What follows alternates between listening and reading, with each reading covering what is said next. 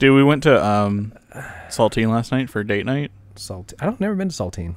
It's one of the restaurants in the main. Oh, okay. But I had a bronzed monkfish, 3 parts Old Bay, 1 part brown sugar, and so it gets this like caramelized. That sounds good. Business on the What's a outside. monkfish? It's a fish. Is it bald? Does it wear robes? I don't know. I don't know anything about the fish. I just know it tastes good. What's a salmon, Chris? You know what a salmon is? No, I don't. What is a salmon? Fish. It doesn't have an occupation like the monkfish. Hey, everybody. I'm Chris. I'm Steven. We like board games. And beer. We decided to pair them. We think you should too. Welcome to Table Hops.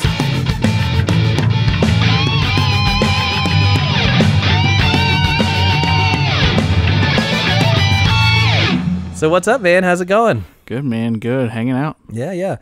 You just got back from Gen Con, right? I did, yeah. It's been about a week and a half now. Super fun. So for those of us who are listening to this podcast but don't know what Gen Con is, would you just give us a little rundown? Yeah, so Gen Con is the largest board game convention in the United States. I think it's close to being the largest one in the world. Wow. This year, over 60,000 people attended. What? Yeah. So it's a huge board game convention where they have everything from, tabletop RPGs to a huge shopping hall to how to bustle a skirt. Oh, neat. Did you do that? I didn't. Oh, I would have. So they have events for everybody. It's been going on. This was its 51st year. 51st year. Yeah. Wow. It wasn't always in Indianapolis. It was, I think, about 30 years ago they moved it to Indy. And now it's always in Indianapolis. Yeah, until they outgrow Indy. Really? Do you think they're getting close?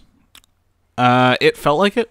Okay. It was really crowded, really like shoulder to shouldery. Well, it wasn't so much that. It honestly, like, the biggest thing is just accommodations. Hotels. There's just not enough hotels to be able to take on the influx of all these people. Okay, I see.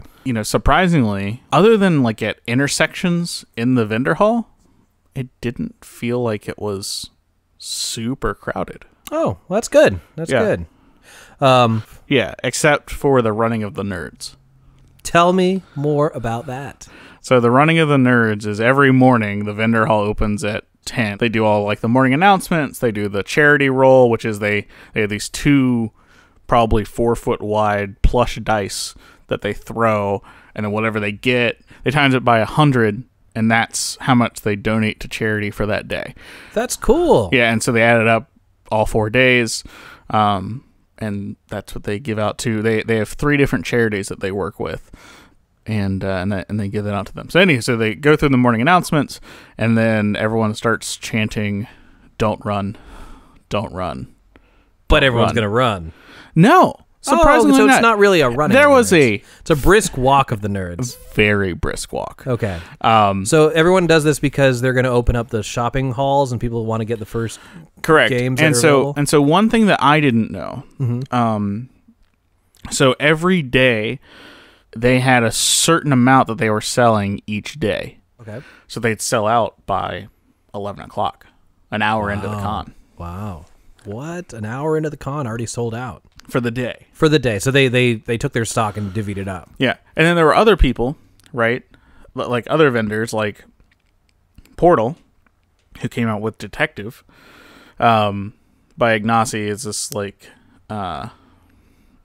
solve the mystery type thing. You have to use like a website and like a whole bunch of stuff. Oh, that sounds kind of neat. Sounds like a sort of online escape room kind of. Yeah, exactly. Okay. Exactly. But he brought 650 copies. Okay. And 250 were for pre-orders, and then everybody else was whatever. And that's what it is. And he was sold out. Running of the nerds. Friday morning. Wow. Yeah, I didn't get to make it Thursday. I went there Friday, and he had just sold his last copy. Frustrating. Yeah. So that running of the nerds is a lot less athletic than I was expecting it to be. Oh, yeah. Yeah. The running of the nerds is... It is just like crazy to like see all these people funnel into in, this. You know what I mean? Especially like one morning, I watched from there's a second story in the convention center, and so I watched from the balcony, and you just like see all these people funneling into this one door, you know, and it had to have been 10 or 15,000 people in that one door. Wow. Yeah. That sounds like a fire hazard almost. Yeah. But it's huge. The convention center, they take over the whole convention center. Okay. They take over Lucas Oil Stadium. They take over all the connecting hotels. And that's all going on at the same time? All going at the same time, wow. Yeah. There's events that actually start before the hall opens. Okay. So in the hotel ballrooms and stuff. In the convention center. Okay. Like there's rooms in the convention center. There's they've taken over like meeting rooms and spaces in Lucas Oil Field. So they have events happening pretty much from 8 o'clock in the morning until 3 o'clock in the morning. So the Lucas Oil Field, that's the football field, and they had game table set up there? Yeah, so what they did is they took over the stadium. They have this, it's like a floor almost that goes over the turf. Okay. Yeah, I was wondering if you like played on the grass or something, but no. Yeah, I think that'd be too much wear. Oh, okay, yeah. Right, because everyone would be walking in the same spot. Okay, yeah. So that's where they had their like pick up and play area. So like they had a games library. You could go and just pick up sure. games and play. That's where they had their they had like a little like younger kids like deathmatch. Not deathmatch. Not like Ball activity pits. area. Okay. So they had like inflated castle. They had like coloring. They had giant Catan. They had a whole bunch of stuff. They have what they're called mega games.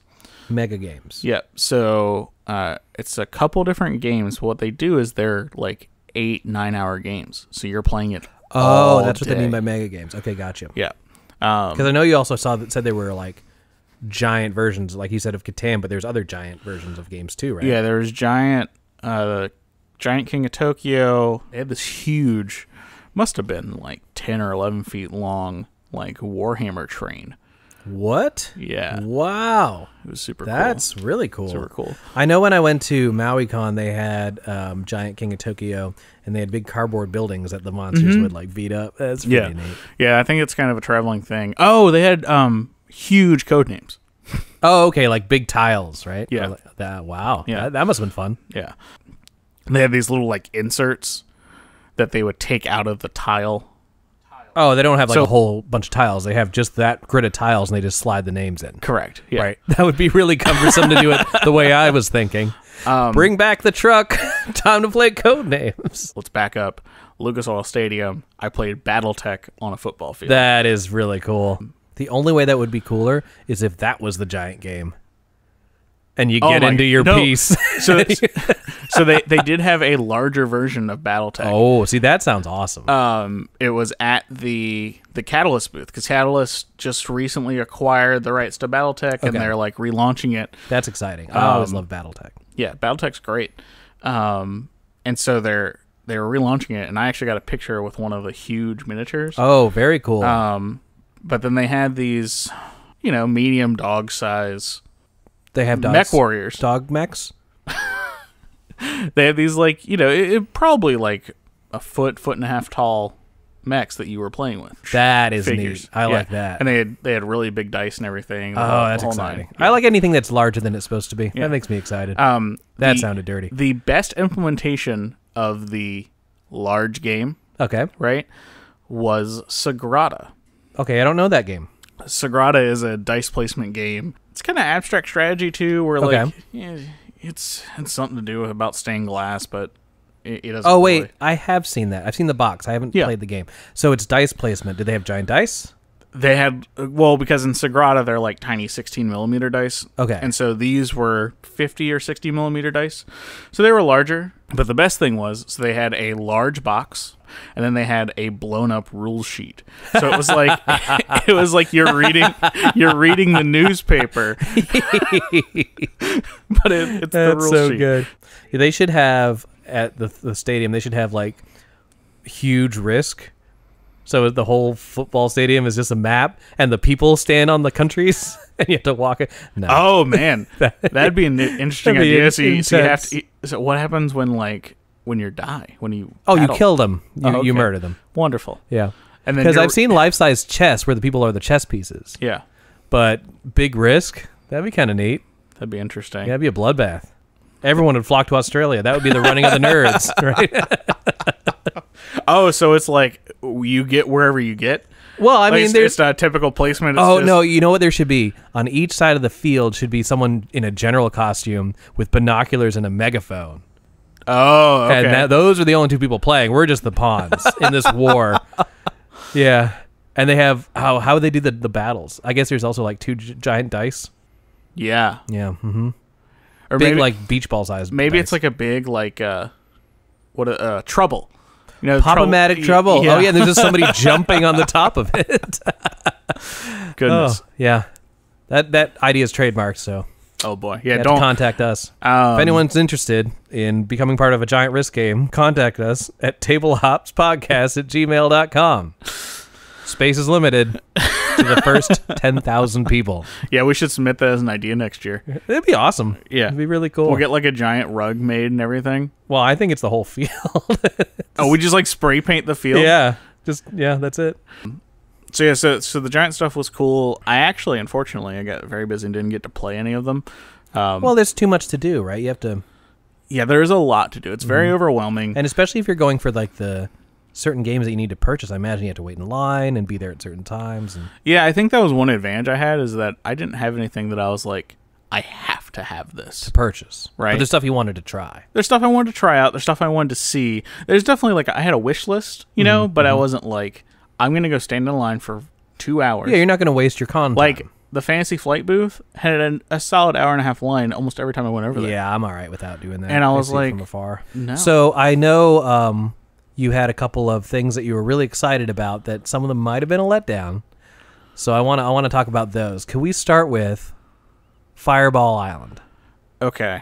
So, Fireball Island is exactly how you remember it. Okay, because I know you mentioned they're going to put in some new mechanics, but did So, that not really happen? They or? gamified it a little bit where like the cataclysm, or the what do they call it? I think it's a cataclysm. Okay. Where like you use a certain card and it activates the Volcar, which is like the spirit of the island, right? And then once you get all three, you add another ball into the pit. Balls and pits. You know, I think the most disappointing thing to me is it felt like the old game, which was great. But they were advertising it as something else. They're advertising it as like a modern game. I don't really And, remember the game too well. Is it a race to the finish before the volcano destroys you? So what you're trying to do is you have, you have your little dude, right? You have your little miniature, and you're going around trying to collect basically stuff that's going to get you the most points. So you're collecting snapshots, you're collecting Volcar's hearts, you're collecting these little like treasures that are around the island. That already sounds decently gamey. Yeah. Is it still primarily like a kid's game?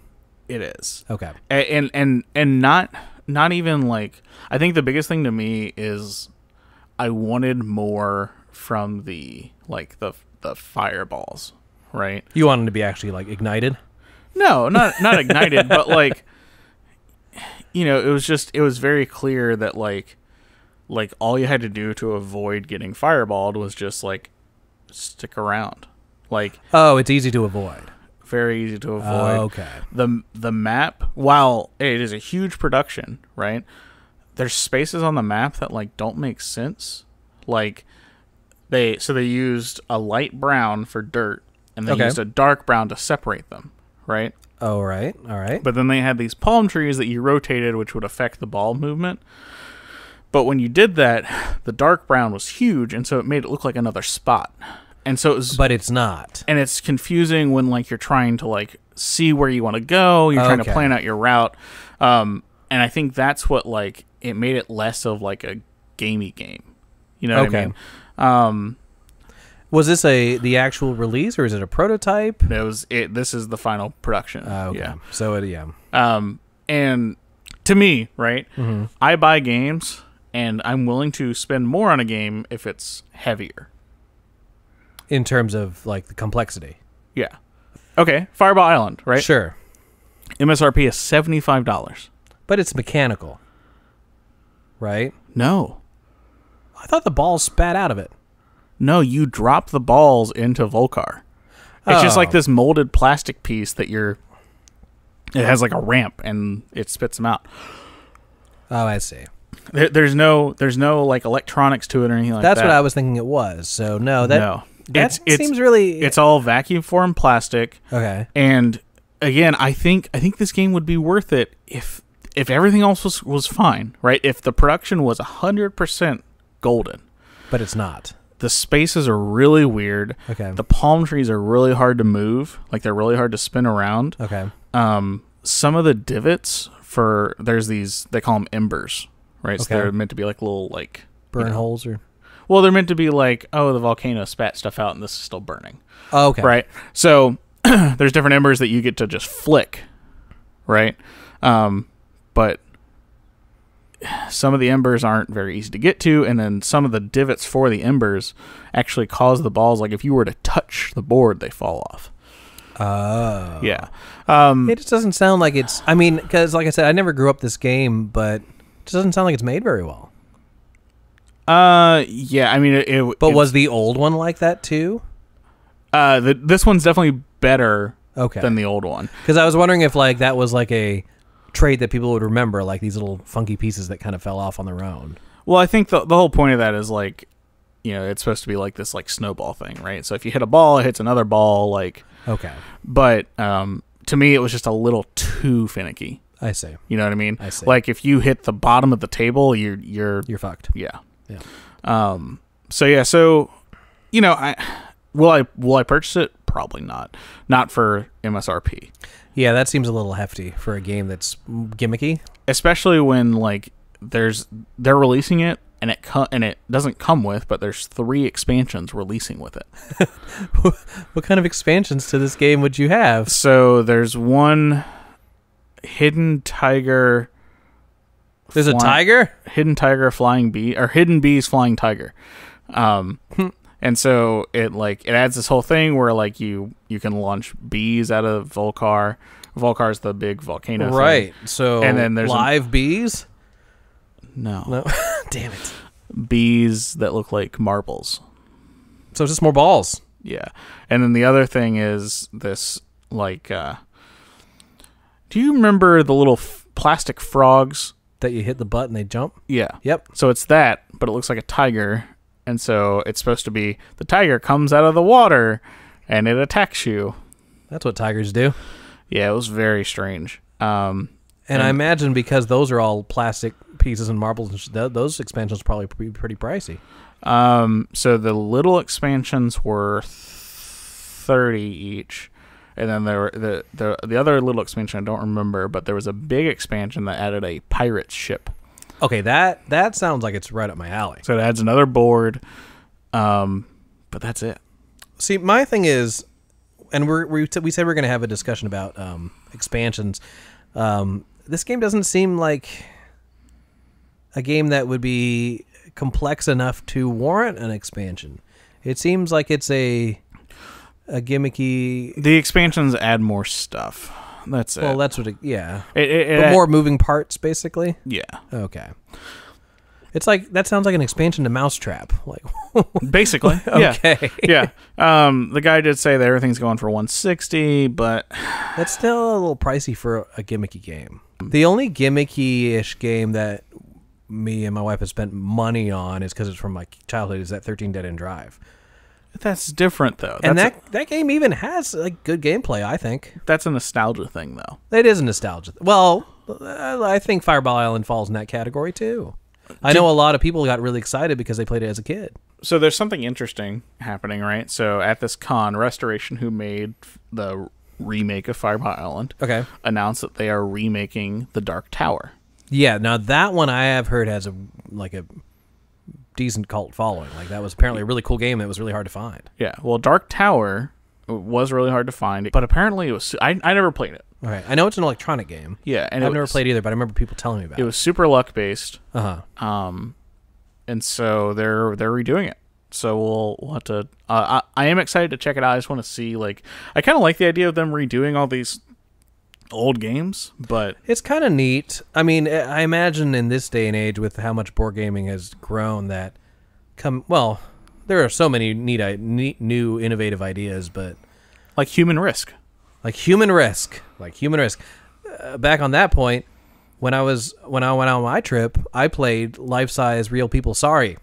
Wait, on your cruise ship? Yep. I thought you weren't playing board games on your cruise ship. It was my full body, so it wasn't like a board. It was on the ground. It was a ground game. Okay. But there's nothing more, and it wasn't the full board. It was like just a little bit of it. Uh-huh. But I'm looking at it. I'm like, how cool would it be? All right, so in this game, you're the pawns, basically. Someone draws the card, and you choose, and you move. Nothing more satisfying than real life sorrying somebody. There was a little kid dressed as Pikachu, and I got a sorry. I'm like, get the hell out of here, Pikachu. I don't choose you, and I took its spot. It was fantastic. The only thing that can make this better is the slide spaces are just like lines. What if they put an actual slide that you like climb up the top and slide down? How do you stop in the middle of the slide? You just step off to the side. Well, there'll be spaces underneath the slide or adjacent to the slide. What were we talking? Oh yeah, nostalgic games. Yeah. People, I mean, I know they reprinted Jumanji back when the second movie came out. But it's not in like it's not any fancier. No, it's the exact same game in Yeah. a smaller box, actually. Yeah. But I mean, I loved playing that game when I was a kid, and now it's back, and now other people like it too. Right, but that's one of those things where it's like it's just the same thing. Yeah, it's just a reprint. Yeah. It's just a reprint. But I mean, board games back in the day, besides the classics that have maintained, like Clue, Risk, Scrabble, like those ones are like timeless almost. Stratego even to a point. Sure. But what games from the past, because generally games back then weren't as good as they are now. Oh, I agree. Honestly, so what's the I point? agree. There is like that whole, okay, let's be honest, right? Mm-hmm. People our age Yep. love going back to things in our childhood, Oh yeah, that's totally the thing right now. right? Yeah. And so I think restoration is smart by just It is, picking it up. but and- I can't think of, like, Fireball Island, sure. Mousetrap has already been reprinted. What other games from back? Oh, you know what game I really want to play? Is the Grape Escape. Mm-hmm. That would be awesome. But I feel like that game is just, it's great the way it is. Sure. They just need to reprint it. Yeah. They had Labyrinth. Labyrinth was good, and they have Labyrinth was like from the 80s. Oh, okay. Gotcha. The tile game. Yeah. Yep. Now I did see another. Now maybe there's another version of it that's always been out, but there's Magic Labyrinth, which is different than Labyrinth. It's played the same way, but it's weird. Maybe this is along that lines, but it's a magnetic one. I saw it at Target. So the board's on top, the maze is underneath. You can't see the maze, but your character is attached to a ball bearing magnetically, so you feel when you hit a wall. It's a really neat way to. It looks really cool. I don't know if it's called, but Magic. it's still the It has the tile same stuff, or no, you don't do the tiles anymore. Like you build the labyrinth beforehand. It's randomized somehow. Okay. I just looked at the box. I didn't open it up, but it's randomized somehow. But then you have a board on top, so you can't see. But it had the same artwork style, same font, so it has to. Oh, See what I'm talking? Do you find it? Yeah, I'm looking it up now. It looks really cool. Yeah, so there's like a plastic grid underneath the map, Right. And you put like these like almost look like mahjong tiles. Yeah, they're into it. walls. That Yeah. makes the walls, and you Yeah. have a ball bearing underneath your character magnetically, and you bump Right. into walls. So you kind of have to Got it. remember where the maze is. That's Now cool. that's a complete. To me, that's a complete different. What do you call it? Like re-imaging or. Right, but I don't. Is that the same people making, or is it just like? I think. Well, I mean, because Labyrinth never really went out of print, right? They still make Labyrinth now. I think it's just a new version of it. But by the same people? Well, what I was saying, I don't know if it's by the same people. I don't know if Ravensburger or whatever, like the puzzle company, got Labyrinth. But what I'm saying is what draw my attention was the artwork and the font of the word Labyrinth looked the same as the old one that I remember. Oh, okay. Yeah. I gotcha. But I know nothing. Like, this was just a Target trip. I don't know. I didn't do any research into it. Okay. But it looked cool. Yeah. You know what they could make a really good game out of and still keep the old, feel of it? What's that? What you guys call Weapons and Warriors. Yeah. And Siege. Like, Yeah. they made so many different little expansions to that. Because I had, like, the Knights. You could buy the Catapult separately. Well, There they was the also had Pirate one, which I had that too. Yeah, so they had the big board expansions too. Right. Like, that would be a game that if you gamified a little bit more, because the only option in the game was to move your guys closer forward. Yep. But what if there was other things you could do? Like resurrect guys or, put a weapon out of commission for a turn. Oh, like you had like a Merlin-esque thing? Sure. Yeah, that'd be cool. Yeah, but still have the combat be shooting little slingshots at each other. But you could you can play a rain card so they can't use their siege weapons for a turn. Your opponent or something like that. Something that would be very easy to do. That'd be very cool. I think the biggest concern with that though would be people's space has shrunk down. That's true. You know what I mean? That is not a table game. No, that's definitely on the floor in the living room. Cover all the vents. Keep your pets out. Right. Game. Hide your children. Yep. Hide your wife. I think they just should change the name of that to Choking Hazard. Right? Oh, goodness. Yeah. Speaking of which, did you see that Joking Hazard came out with a new box? Like a new artwork for the box or like a new box to add? A new box entirely. So, basically, they did the same thing that Cards Against Humanity has. They have too many expansions now. They just made a big-ass box. Yeah, and so it doesn't fit in there anymore, and so now they have this big box. This game was originally a Kickstarter. Mm-hmm. If you Kickstarted it, you could pay a little bit more and get a special red box, right? I see. But same size. Same size, it was just special red and had I think I've seen it. Gold leafing, right? Mm-hmm. So they released it's a standard, square board game box. Okay. Right? The regular version has the regular art, right? And they have this fancy version, which is the red with the gold leafing that MSRP is $1,500. Why? What? And so they sent out a coupon to everyone who Kickstarted it and said, here's a 99% off coupon. That's amazing. So the other thing I was disappointed with at Gen Con. Oh, tell me about True Dungeon. Adventure. Okay, so went in there with a couple other people. You're a full party is 10, right? We went in there with 4. There was a couple other groups. Oh, that's there. not even close. And then there was one seat basically that didn't get filled because the lady didn't come up, which is very surprising to me because these tickets are $48 a piece. Wow! And that was for the cheap adventure. Oh boy, this is like the budget version. Yeesh. So anywho, so you're given this pack of coins, right? It's a little sealed pack of coins. You've got, I think there's 8 or 10 coins inside of it. And these coins are things like your armor, your weapons, any potions you might get, any totems you might pick up. You don't have to, but they suggest that you share with the group, right? Which makes sense, right? So I was playing a dwarf fighter. It didn't make sense for me to have a wizard. Spread the wealth. I think there was like a wizard's armor that I couldn't use, and I was like, and just to be clear, these are completely randomized. No one has any idea. Yeah, it's like a booster pack. It's like buying a booster pack, and so every time you go to a True Dungeon Adventure, you get one of these booster packs.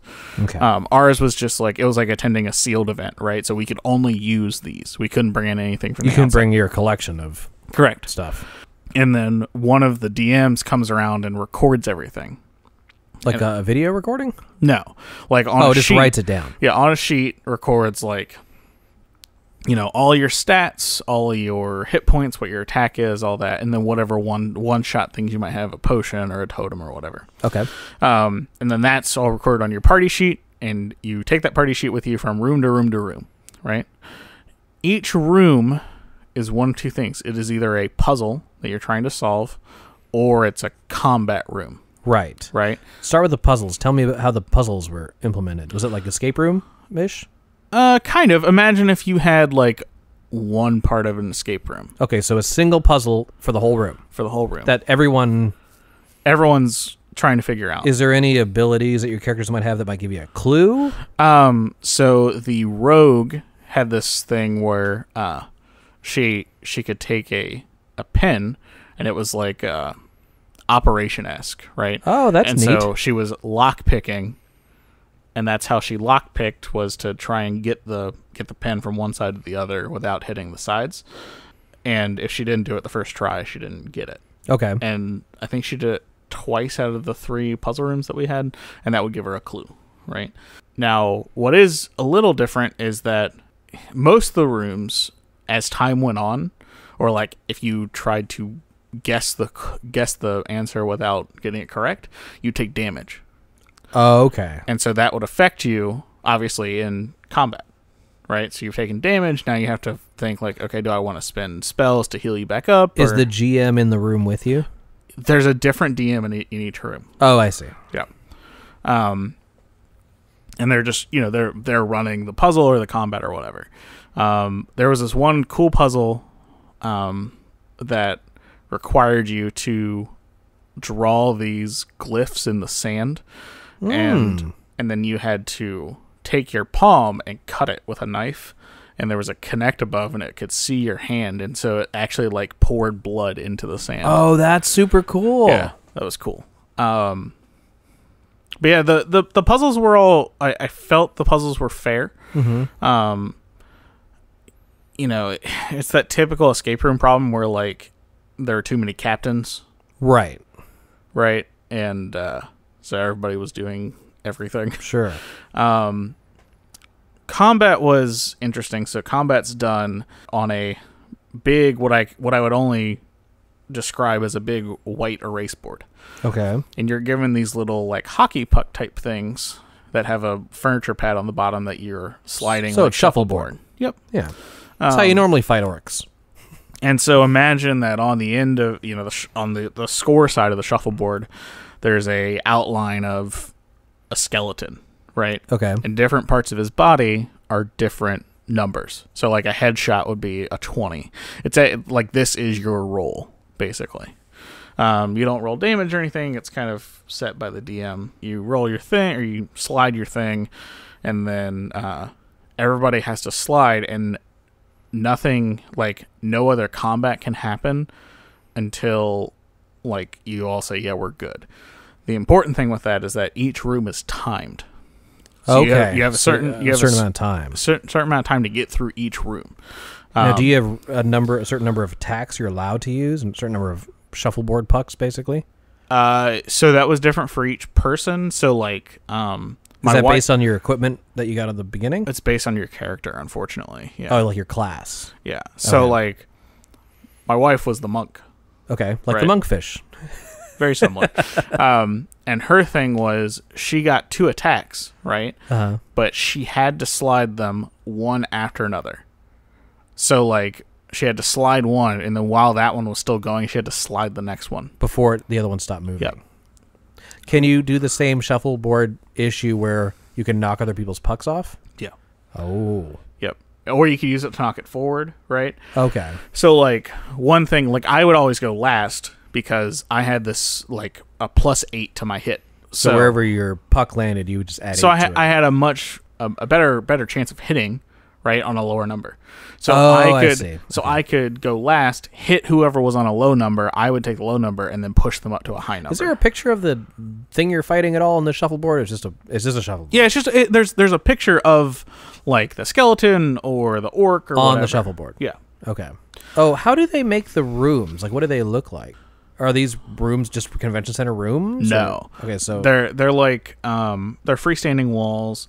Okay. They've got this like paper mache. Like, so they look kind of dungeon-esque. They're very dungeon-esque. It's very dark. That sounds okay. So it's pretty. It's very immersive. Sure. Right. I think the most disappointing thing to me was you didn't like the combat, right? The combat was just like janky. It didn't feel like you were fighting. See, that's why. And was every combat a shuffleboard? Every combat's a shuffleboard. Wouldn't it be more interesting if they had like different types of combat? Like, I feel like archery at a target or something like that. Like maybe not like not a real compound bow or something, but like something like a Target game, like a bunch of different types of carnival games besides just shuffleboard. Yeah, I think, like hitting a practice dummy with a wooden sword or something. Yeah, I think the issue is like it is timed, right? Like you got to get through it in a certain amount of time, and so they want it to be like if you're doing the same thing, right? Then you know exactly what to do. There was only one room that was a combined puzzle and combat. Okay, and the puzzle was super easy. Were they expecting you to split your party up and some work in the puzzle while the other people fight? Yeah, but the puzzle was like we solved it in like a minute. I kind of. Now, again, I'm just hearing it. I haven't seen it or experienced it. Instead of making it something that people like purchase these packs and make a collection, and so it's so that's the other half of it, right? Right. So we did a sealed adventure, so we could only use the pack that we got with our purchase. Mm-hmm. But there's like when you first walk in, it's a whole like tavern, right? So there's like a place you can take your coins to turn them into stuff. You can take your coins to sell them for gold. You can take your coins to, get them upgraded. Like if you had armor, you could make it a masterwork. Sure. Right. And there's like vendors that sell these coins. Right. And like there were coins there that go for hundreds of dollars. Yeah, I can't see myself doing something like that. Especially like sure, this travels to a couple different conventions, but like unless I had one in my hometown. Like down my local comic shop or something. It's too expensive. It's also something that like there were groups of people that like this. You could tell this is what they did. They were like the paintballers that have all their own gear. Right. Yeah. And there were people that like there were people that showed up, right? And like this guy was had to have been like a 6'2" guy, right? But he was cosplaying the dwarf fighter. Right. And so he had these big like boxes that's painted like bricks, as if like his legs were only like to his knees. That's so funny. So he's flying. Yeah. So there were a bunch of people that were like super into it. Yeesh. Right. And that's all they did all weekend. But seems like they need another it's very convention pricey, dude. Yeah, it is. Like you know what I'd like to do? Like I would think it would be more interesting to create how they have escape rooms basically all over the place here now. Yeah. Have a dedicated escape room that was medieval themed. Have a tavern that you come into at the beginning, kind of like the one that we went to that was a speakeasy. And it's set up like the Hearthstone tavern, right? Right. And then there's 3 adventures upstairs that rotate every season or something. Don't worry about the shuffleboard combat thing. Maybe make some sort of combat-esque puzzle and just have that be the adventure. Yeah. I think that would be much more fun. Cool. Maybe if I'm coming from a casual... I'm not a hardcore, real dungeon adventurer. But, I mean, I know a bunch of my friends would be down just to go do that. Yeah, it would be fun. Yeah. It'd be fun. Talking about Hearthstone. Okay. Big surprise for me. I had no idea Blizzard was there. Wow. Blizzard had a huge booth there. Everyone was playing Hearthstone, and they had a big, like, 12-foot hearth there. I did see the picture of that. Yep. If you guys want to see pictures of all this cool stuff we're talking about, be sure to check out our Instagram at Table Hops Podcast. And they had a big merch booth. They had a whole bunch of, like, Overwatch statues. And oh, that's cool. But we talked about, like, wouldn't it be cool if they made, like, an Overwatch board game or something like that? But they didn't have any board game stuff. It was just... Yeah, it was just Hearthstone. Hearthstone. Hearthstone was their big, like, connection to board gamers. Yeah, which is close enough. It totally makes sense. They had a whole bunch of... They had merch from everything. Okay. They had a couple artists there each day. Booth was always busy, of course. Their big thing was that they had these huge bags. Like loot bags? Or... Yeah, but they were huge. They were like... probably 3 feet tall by like 2 feet wide, and had these big handles on them, and like big like I think one side was Overwatch and one side was World of Warcraft. That's pretty cool. I'm surprised they didn't have like loot crates. Like you just take them and they had the when you first log into Hearthstone, they have the big box that opens up. Yep. They had that. Oh, cool. Yeah. Super neat. It's like $300. I was like, no, good. No. Is it full of packs? It's full of sadness. Yeah. Oh man. It's empty. Oh no. Let's change the subject here. We talked about 2 disappointments, right? Yep. Let's leave on a positive note. Name 2 or 3 of your biggest surprises or favorite things that you weren't really expecting. That's tough. I don't think I was expecting, like, I knew there would be a bunch of board games to play, right? Okay. My biggest surprise was that, like, throughout the vendor hall, there were big booths that were just nothing but demo tables. Okay. So, like, they'd be run by Cool Stuff or Miniature Market or whatever, and they'd be demoing games that they had there, right? That's how we found Pipe Mott's, that bird feeder game. The bird feeder game. Yeah. We were just walking through, and some guy's like, I got, 2 seats left for Pipe Mott's. And I was like, what's Pipe that? Mott's, let's do it. Yeah, sure. Why not, right? And that's actually how I found my favorite game of the con. Which was? Orbis. Orbis. Yeah. So Orbis is coming out at Essen, so it'll be late October, early November. I can't remember the exact dates, but by Space Cowboys, same people that make Time Stories and Splendor. Right. This game is it's a game where you're creating a galaxy, right? You're a god and you're creating a galaxy. Okay. And you're trying to appease another god, right? So appease another god. Yep. Be buddies with another one. Yep, exactly. But not another player. Not another player, no. Just there are gods that you actually pick up, like god tiles. So you're like a mini god? You're like a worker god. Worker god. Yeah. So the whole thing is that you're taking these tiles and you're trying to make a pyramid out of it, right? Okay. So row 5, row 4, row 3, etc. And your top tile is whatever god that you're appeasing, right? Okay. And so imagine like these gods are like the bonus cards in Splendor, right? In Splendor, where you have to have like 3 blue, 3 red, 3 white. Okay, right? And I you see get, what and you're you saying. get that noble. Sure. So this is very similar, where you want to have the most green tiles or whatever. There's also ones that are just like, get this many worshippers. So it's basically your mission for the game. Yeah, but you don't have to pick it right away. Okay. You can start building and then see how it's going. Yeah, and then pick it at any time. I picked mine halfway through the game because every turn you have to pick up a tile. And so you either use your worshippers. Worshippers are like the currency of the game. So you use your worshippers to procure a tile. Or you can take the tile, flip it over, and it's worth negative points. But it's like a refresh. It's like, this is worth anything. I see. Okay.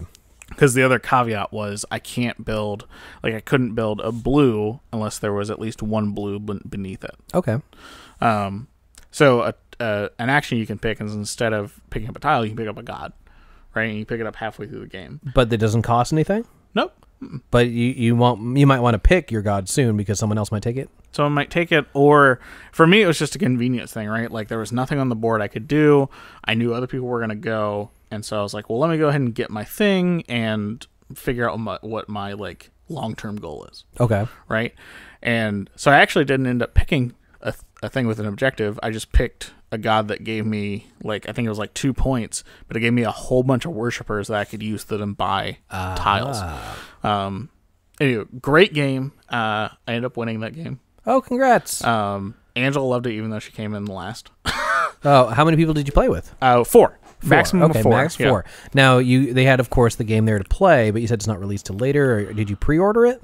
I did end up pre-ordering it, not from them, but from Miniature Market, actually. Okay. So it'll be shipped to you like Halloweenish.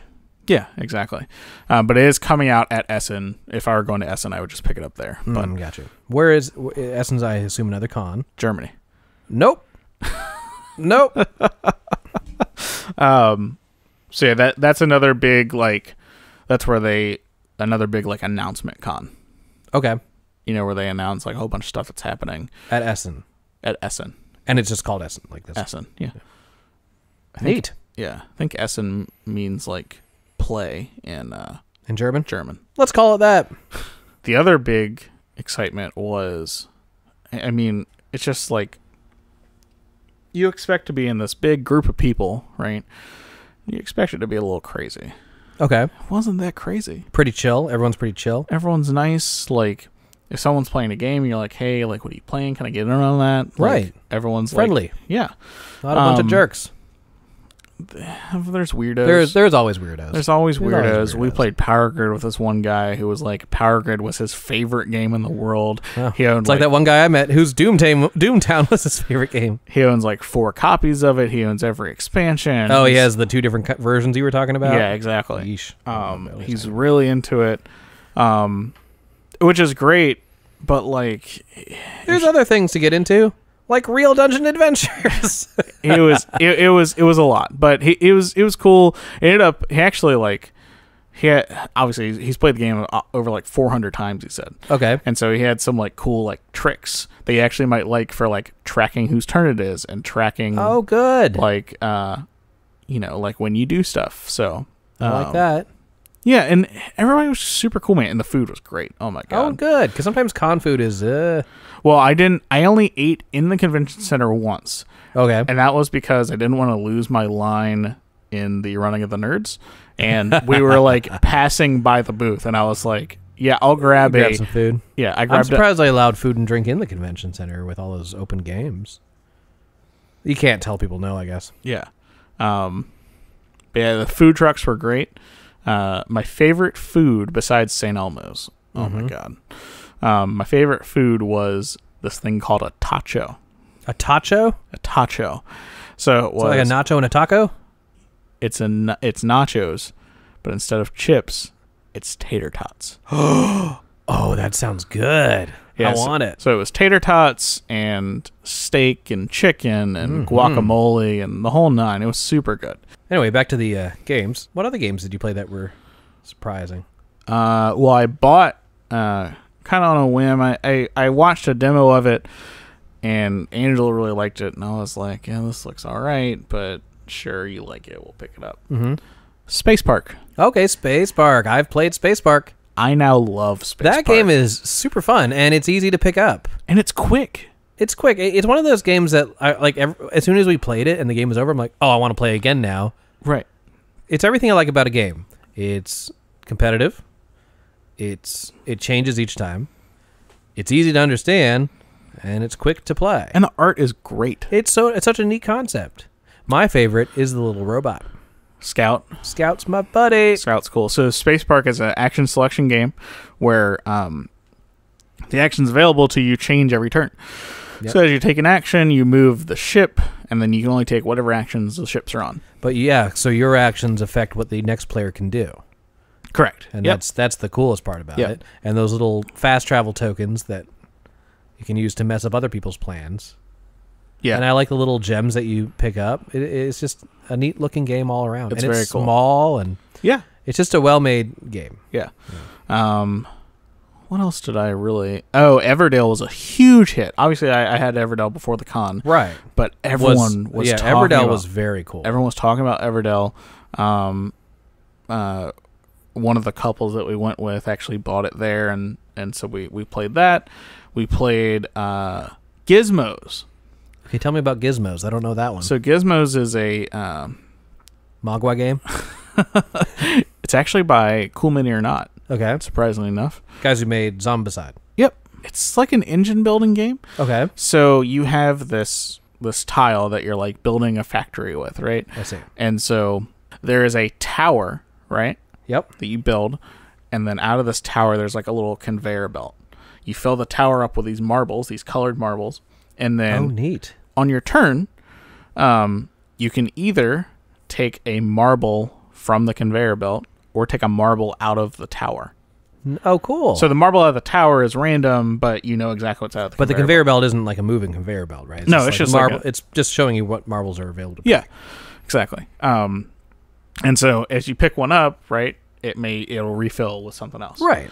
So these are the resources you use to create things in your factory. Yep, exactly. And so it's engine building where like I had a bonus where if I drew a blue out of the tower, I got to build another thing. Do you get to look and just see which ones you can pick? No. Oh, you got to reach in and okay. Yeah. Do they have like a player tray or something to keep your marbles in, so you don't lose your marbles? So the marbles that you get go into this little ring. Okay. Like they don't stay there, but it's enough to where like when you're playing on a table, it'll keep them in this ring. Right. That's what I was. Yeah. So yeah, that game is super fun. That sounds neat. That's coming out next month, I believe. That sounds super cool. Yeah, so that was fun. What else did I play? I know you got me some cool Scythe expansion or Scythe. Oh yeah, pieces. promos. Yeah, those campfires. Really there's cool. a bunch of different promo companies. So the promo companies are separate from the companies that made the game. So there were a couple different what I'd call like pimp your game. Okay. Companies, Sure. right? One is called Top Shelf Gamer. That's where I got your encounter pieces from. Awesome. Yeah, those are really and cool. so they actually work, at least for the Stonemaier games, they work directly with Jeremy Stegmaier. Okay.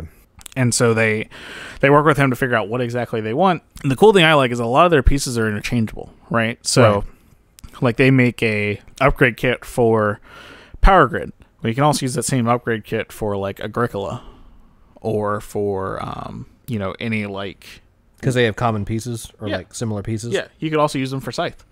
Okay. Yeah. Because they're like the same Same like thing. resources, Yeah, right? that's true. So that's cool. I would probably just buy them all for Right. each game, but Right. yeah, it's super cool. The Meeple Source is another one. Their Game Crafter, which Okay. Game Crafter you'd probably like because it was just a bunch of bins of random like meeples and game pieces. And That stuff sounds like that. cool. Yeah, and then most media booths, right, had promos Okay. because they're there for you to meet them, right? But these companies will make promos for them. So like that's the encounter card promo I got for you Yes. was from the Dice Tower booth. Very cool. And then we got a bunch of promos from like the BGG booth, and then if you went to the Druid City booth, Okay. and we got Grim Forest promos. Oh, neat. They just Yeah, I had like them that there. game again. Yeah. I'd like to play that again soon. So closing out, if you were to tell like someone who's never been to a board game convention before, what tips or like looking back, like what advice would you give to someone going to these in order to have the most fun and make sure they could do what they want to do, or any? So I think the biggest thing is to pace yourself. Okay. Right? When you first go in, the convention hall is gigantic. It's a lot to take in. If you're going to go your first day, do not schedule anything before the hall opens. Okay, so just before the hall opens. Yeah, because like I said, there's events that happen before the hall Okay. opens. You want to spend a little time just to even on get the the lay first of day. the land, Yeah. sort of. It's very good to get your bearings on how you walk, because there's the vendor hall and the exhibit hall, right? But they're connected by this like false wall, and if you know how to work through that, you'll be able to walk through the convention center much easier instead of having to like walk all the way around. Smart. Do not do will call for your tickets. Oh, was the will call line longer than the regular line? So luckily we got our badges sent to us, right? I see. And our badges came with our event tickets. Oh, so you're just ready to go. But Angela, like 2 nights before, bought additional event tickets, right? And that she had to get will Well, call. we were under the under the assumption that they would be attached to our badge because our True Dungeon stuff was attached to our badge. I see. But these new things were not. But they weren't. No. And so That seems silly. yeah, so they were like, well, you have to wait in the will call line. The will call line went out the door, around the block, and down the street. No! Somebody said That's the real dungeon adventure they right waited there. in line for 7 hours. What? No. And these are people that are like getting their passes. No, thank you. So don't do will call. It's just not worth it. No, it's not. Don't overschedule yourself. Sure. There were a lot of events that we just didn't go to because we were either already doing something or it just didn't happen. Mm-hmm. Right? Do something that's outside of your comfort zone. Don't go there to play, The same games you always play. Don't go there to play Scythe. Right. Like, unless there's like a big like special version of it, Sure. don't go there to play it. Right. Expand your horizons. Learn yeah. new games. Don't go there to purchase something or to expect to get a good deal on something. Everything's pretty much what you pay in the store. Everything's pretty much MSRP, which fine. Some companies like Gamelin, right? So I bought the Tiny Epic Quest and Tiny Epic Defenders Dark Right. Wars. But those were MSRP, but they were the deluxe versions. Okay. So they then came kind of with worth it. Yeah. Yeah, that's kind of worth it. But like people were there buying like the original code names for MSRP. Oh. Which Or you like- can get at like what? You can get that at your game store. Yeah. People were buying like Machi Koro, like these old games, And granted, there were a bunch of like dealers there, right? Selling junk.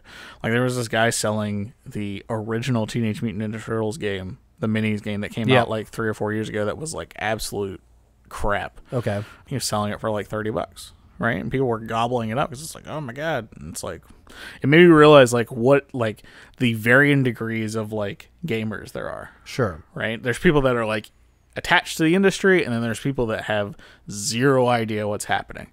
And then, it's tough with a game like Ninja Turtles, which the game might not be good, but if someone collects all the Ninja Turtle stuff. Yeah, exactly. And then I think the other big thing is just to make sure you follow the 3-2-1 rule. Tell me that. So make sure you eat 3 meals a day. Okay. Make sure you drink at least 2 canteens of water. All right. And make Stay sure you hydrated. take 1 shower a day. 1 shower a day.